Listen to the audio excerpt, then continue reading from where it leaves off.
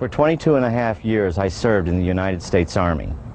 During my tenure, I was on many occasions asked to serve as the official, unofficial UFO consultant dealing with UFO matters in the areas of my assignment. As a result of my involvement, I was able to ascertain that the United States government knew a whole lot more about UFOs than it was telling the American public. That there was an intelligence involved, that there was a highly evolved technology. I learned that to a degree we were carrying on a dialogue with this intelligence. We were making every effort we could to acquire this technology and make it part of our own existing technology. We did this, I was told, in the interest of national security. We also had an officially sanctioned deception program. This was in total disregard as to the impact this would have on the individual witnesses and also on their families. This ultimately led to my disillusionment with the program and my involvement in it. I sincerely feel that no government has the right to destroy the lives of the people which it is supposed to serve. While I was in the military and I got to the point where I was no longer interested in trying to be part of the program and actually was going against the program, and I started to be very open and talking about what was going on. This resulted in every effort being made to try to destroy my military career. I was threatened and they even tried to force my military retirement, or I could face possible court-martial. These actions failed, of course, as you know. At one point, I even had an individual come up to me, point a gun at my head, and inform me we could have a training accident, and this would end this foolishness once and for all. I firmly believe that those of us that served in a capacity of the U.S. government in some form or fashion, and who were exposed to the truth, we have a moral obligation to the UFO witnesses, the real victims of the UFO phenomena, to expose once and for all this policy and to reveal the truth, and that is, we are not alone in the universe. Robert Dean has a list of credentials a mile long. He served 4 years from 1963 to 1967 at Supreme Headquarters Allied Powers, Europe, the military arm of NATO. He was an intelligence analyst with a cosmic top-secret clearance. Well, Don, it began for me in 1963 when I was assigned to the Supreme Headquarters Allied Powers in Europe. I arrived in the summer of '63 and I was assigned to the Operations Division. I was further assigned to what we call SHOC, the War Room, the Supreme Headquarters Operations Center. And at that time I was given a cosmic top-secret clearance, which was and still is the highest level of security access that NATO has. When I was assigned to the War Room, I learned that a study had been initiated in 1961, and everybody was talking about it. They were gossiping about it. And the subject was UFOs, and that intrigued me a bit. When that study was concluded in 1964 and it was published, and I was still working in the War Room at that time, I had access to this document. I had a chance to read it. And having been exposed to it, I must tell you honestly that my life has never ever quite been the same. Because I read first-hand reports, verifiable NATO military material that indicated that the UFOs were not only real, that they represented something far beyond anything I had ever imagined before. When the study was concluded in '64, they concluded that there were 4 different groups apparently coming and visiting us.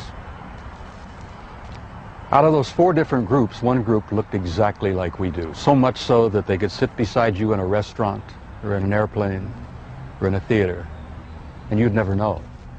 And that particular point bothered the military guys a lot.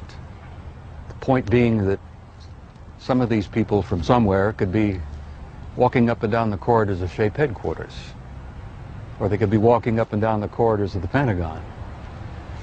One day at lunch, a lieutenant colonel made the remark, he says, "Jesus, do you realize they could even be in the White House?"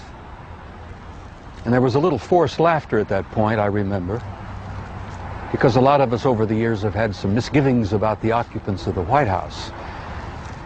But the point I'm making is that the idea that aliens could be here in our midst bothered the military, because if you're not paranoid when you go into the service, you're certainly trained very quickly to be so. It's the nature of the military mind, I think, to be paranoid. But that was only part of the story. The SHAPE conclusions in '64 were that there were 4 groups that we knew of.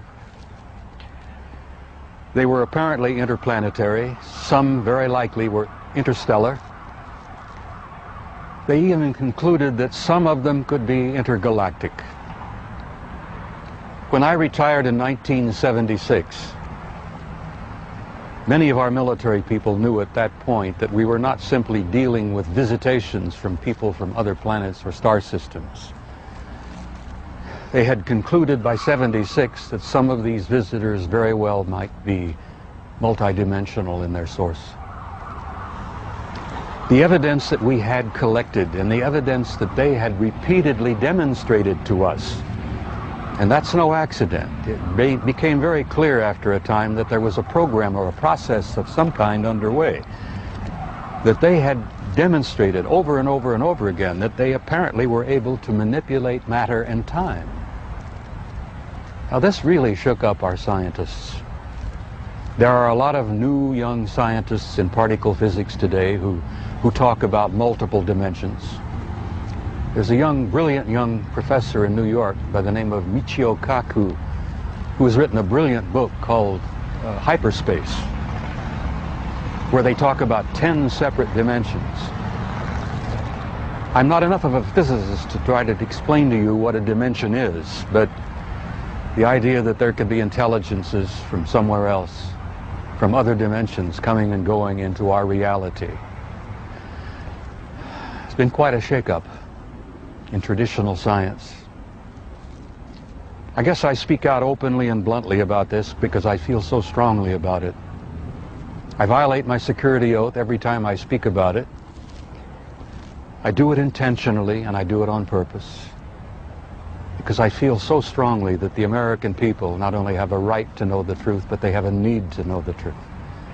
The truth, Don, apparently is simply this, that we're not alone, we've never been alone. We are apparently part of an infinite universe filled with intelligent life. I find that exciting. It doesn't frighten me. The SHAPE study concluded in '64 that if they, whoever they were malevolent or hostile,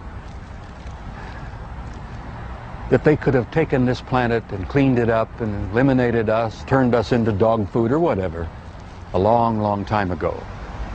That the historical evidence indicates that they've been with us a long time, and I've concluded that we had what I like to call an intimate interrelationship with at least one of those groups, the group that looks exactly like we do. And that point is, I don't like the word alien. I don't think the term alien is appropriate at all here. I like to refer to them as family. We're related to them. I think they had a hand in our being here. And I think the time has come where we're about to meet our extended family. It's going to be very soon, and the people are not ready.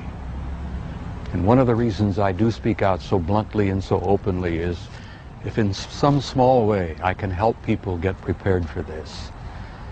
Because I believe that this reality, once we have accepted it and understood it and gone beyond the fear, will bring about an expansion of consciousness in the human race that will truly help us and prepare us to go out there and take our rightful place in that infinite community of life.